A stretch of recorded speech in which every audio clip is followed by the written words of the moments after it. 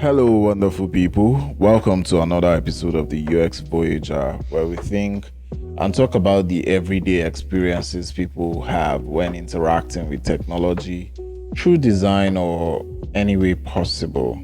I am Mubarak Babajide, a well seasoned user experience designer, and as we do every week, cruising on various voyages, today I promise not to rant because on this journey, where this weird world is going to with the advent of AI.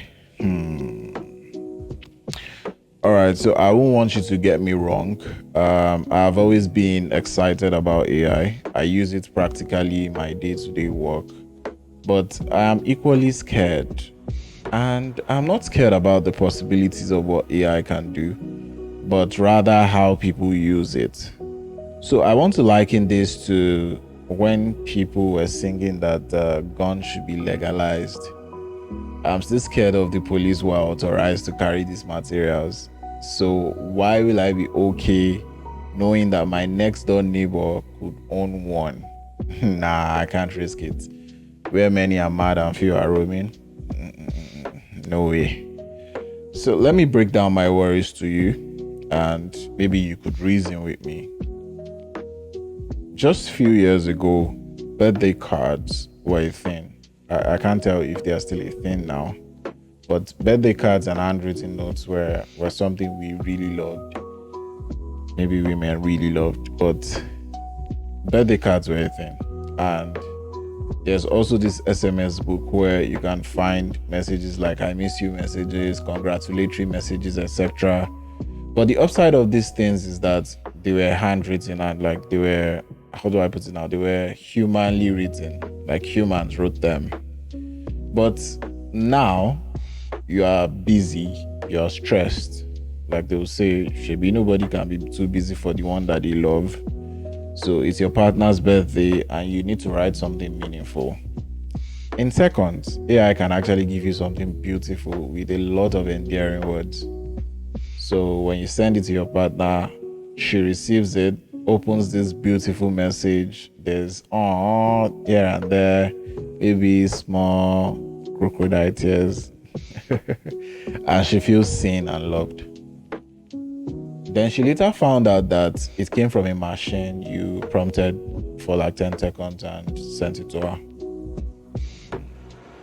While the content might be better than what you have written yourself, what's the experience of her receiving the message and finding out where it actually came from? So I believe that if your partner is actually smart enough, they might take their time to edit, which means or which can count as them putting some human elements into it. I once had a relationship where it was pretty much routine. I set reminders to call at the same time in the morning, same time at night, 8 o'clock in the morning, 8 o'clock at night. And that didn't turn out to be a very good experience because as humans, we are very flexible. We don't like being tied to routine. Maybe I would say that's why many people are not disciplined. So we love to interact, and we don't interact or love each other simply because we are perfect. We love and interact with each other because of our imperfections, and AI can make content so perfect, so polished, so human-like that we are starting to lose something essential about what it means to actually connect with each other. So imagine you have a quarrel with a friend, a sibling, or anybody, and they are trying to apologize. And in the process of doing this, they sent you an apology that is AI generated. That is just the beginning. It seems you are new to statements like, say it like you mean it. What you have said, you don't even say it like you meant it. So what has happened here is that you have not only failed in the original situation of things, you have also failed in repairing that relationship. Because forgiveness requires knowing that the other person did the hard work of self-reflection. They went through the struggle to express their remorse, and they are being vulnerable enough to admit when they are actually wrong. Now, all that effort, AI has stripped all the human effort out of all of this and just give you something to don't kill me, just take and say sorry and just let peace reign. I'm still laying the foundation brick by brick. I'm just opening your eyes to these things. So follow me with open minds. You opened your Apple Music or Spotify, whichever platform you use is fine, and you were playing on shuffle. Say a song came up and you liked it, and now you want to know more about the maybe artist who sang the song, or maybe more of his discography, only for you to find out that it was AI generated. What do I do? How do I feel about the song? Or you're watching a movie and at the end you see AI generated content, cast, crew, everybody in the movie, AI generated content. And we are also starting to see this around podcast or content, particularly LinkedIn, in Alila. But there are a lot of jargons of AI content just dumped on social media. Why? Why is simply because it's a content-driven economy. Everybody wants to lock in, regardless of how the content we just consume changes the experience or perception of the creator. For someone like me who never understood why a painting should cost millions of dollars, and I've gotten answers anytime I question this, that it is the story behind it, it is the artist's story, it is the state of mind of the artist that you're purchasing and not the actual work. Now, if an art is generated with AI, my respect for the piece of work might just dip further. Don't nail me yet. I actually value art. Yes, I actually value art. The beauty part and maybe costing hundreds to thousands. But if it's millions, I would need to call my father so he can talk some senses into me. So on this ground, let's just agree we actually love different things and we might pay for anything that I believe we love. So one of my design thinking process is empathy. Not my design thinking, or like the general design thinking process. One of the major parts is empathy. And I want you to think about the last time you connected with someone, or if you ever felt a person knows the right word, the right way to talk to you, the way their voice cracks a little when they get emotional, or that stammering when they are angry. I don't know if you have been in a situation where you feel chatting or sending text won't work. You need to call this person. This happens mostly with our mothers. Or even sure or phone, which means we can't discuss this over the phone. I need to see you and talk to you in person. Not like they couldn't have achieved the same result. They may not necessarily achieve the same result, but they want to see you in person and have the conversation with you in person. So AI won't tell you they are speechless. Like maybe when your partner does something mind-blowing or someone says something to you and you just like, I'm speechless. AI won't tell you they are speechless. They always have something to say. And it does not give that perfect human glitches that we always look forward to, that jitter, that goosebumps. So the popular chants we have here and there is usually AI taking our jobs. But are we not bothered about the creative deficit, the quality of work, the homogenization of product and content? Because right now as we speak, anyone could generate a novel, anyone could write you a full book without even in just few minutes. And it's starting to extend towards making music. Anyone could generate song in minutes, produce a podcast in minutes. Before I started recording this podcast, I had done a lot of reading, research, and all that. But some people just prompt AI, prompt everything, and they make a short movie. And the barrier to content creation is not even low again. It has disappeared. It does not exist anymore. So we are losing the things that made content and products valuable. We are all obsessed with results. A musician spends months creating an album, living inside the studio with those songs over and over again, trying to perfect their craft, pouring their experiences into every track.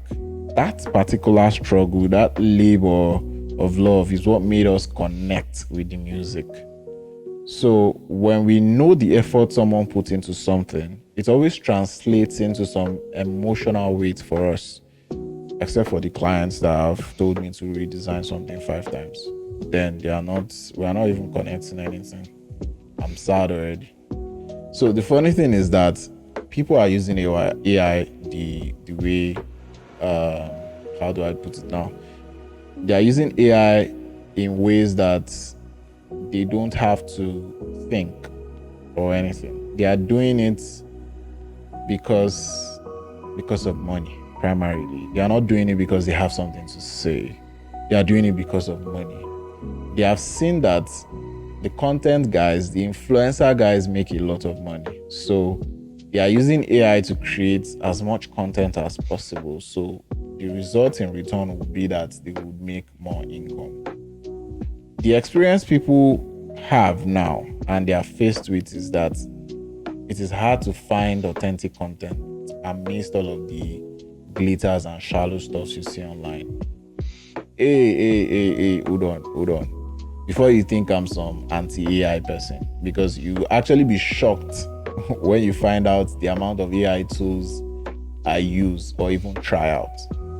I believe AI is fantastic. It could do great things. So I use it a lot to help me because I think AI is needed for optimizing workflow. You can use it to automate repetitive tasks, like tasks that you have to keep doing all over and over and it's boring and you're good with it already. So why do it? So you can automate such, you can analyze data and the likes. Pilot, Marshall, half in running. So AI is serving its highest purpose, making our work easier. And it's just unfortunate that to many people, something becoming easy enables laziness. And I can remember that my father did not let me access a scientific calculator until SS1. So I was using this market people calculator.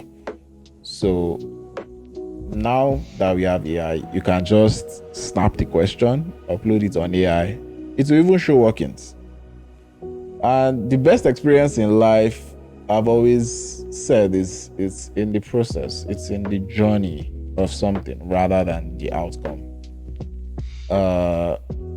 Using AI to help you edit your writing and using AI to edit what AI wrote for you have two different meanings, and the impact also differs. So when a developer uses AI to debug codes, they are still solving a problem. They are still thinking through the logic. They are still applying their expertise. The AI is an assistant that is just making them become more efficient at the technical execution. But when someone tries to use AI to write a novel or write a song or write personal messages, then I don't think the word intellectual property is existing here. It's more of outsourcing. Like you did your final year project in school, that way. That's the very thing that made some works not credible. So to make your work actually valuable, to make these creations valuable in the first place, it is the human factor and the will to create something meaningful. So AI can do it. Why should I now stress myself? The impact of letting AI do the job is why it will take your job, because people are starting to doubt a lot of this content and a lot of things out there. The security. Imagine someone using AI, someone who knows nothing about writing codes and all that, but because of prompts and the likes, they were able to build a product out of nothing just by prompt. They built a product and people started using the product. And unfortunately, the security was not right. And there's a breach of data, there's a breach of personal information, and sometimes even finances. And disaster everywhere, chaos. So the impact of letting AI do the job is why it will actually take your job. Because people are doubting these things already. Are these things real? These reviews, are they genuine? Is this post true? When bad news fly around faster, you just wonder. And also another thing, they'll start thinking, did you apply for this job yourself? This email you sent, is it written by you? So what we are witnessing here is like a trust in the digital world, a breakdown of trust, because users are starting to approach everything with care now. They have to think things twice. And social media is a platform where the fake it till you make it is a thing, and this AI advent is enhancing the whole thing, because these platforms are built, their algorithm are built on engagement, not authenticity. So you should not be surprised with the type of content that go viral. Simon Sinek said in one of his interviews that influencers are freelance employee of algorithm, because an AI generated post that gets like and comments will still be promoted over a genuine human one. So the user experience becomes about consuming whatever keeps you scrolling. Once you are not paying for the product, then you are the product. So they have to keep you coming back regardless of where the content came from. Of course, algorithm. So what really worries me is the generation that is currently growing up, because they are not growing up with some of the benefits we had, some of the benefits that shaped our own critical thinking. They are growing up with AI as a default creative and critical partner. They might never learn the satisfaction of critical thinking and the struggle that comes with trying to solve a problem, the struggle that comes with creating something imperfect, but it's genuinely their own. We now have people who do not know their account number or family or even their own personal phone number. They do not know it offhand. We do not want to subject ourselves to this mental gymnastics anymore because there are AI shortcuts. And all of those things are actually fine, but it was a flex back then, but now they no longer exist. So what do we do to preserve authentic human connection in a world that is starting to get AI saturated? The honest answer here is that I don't know, but a constructive guess or feedback would be that if you look at life, nature always brings so many things. COVID, some things will just happen, maybe due to human activity or anything. Some things will happen. Then we'll be forced to adjust until we find an equilibrium. And I think that it starts with being intentional about our choices, whether we want to show up as humans or whether we want to delegate to AI. It's ironic because we are expected to use AI to do all the things that can free our time up to take on more work.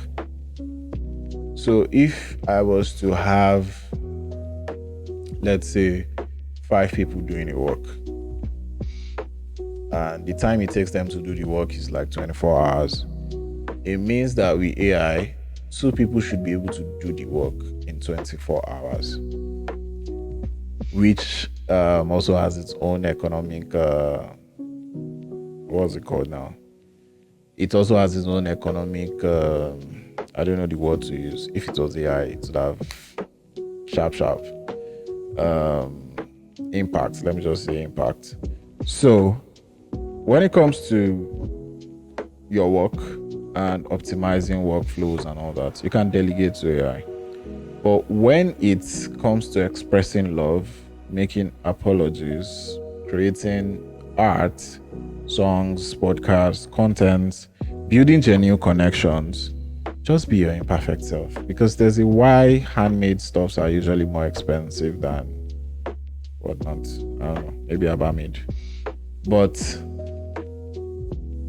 My design philosophy stands at a place of saying that the future of user experience design, I'm talking about my own profession, UX, we must account for this authenticity crisis.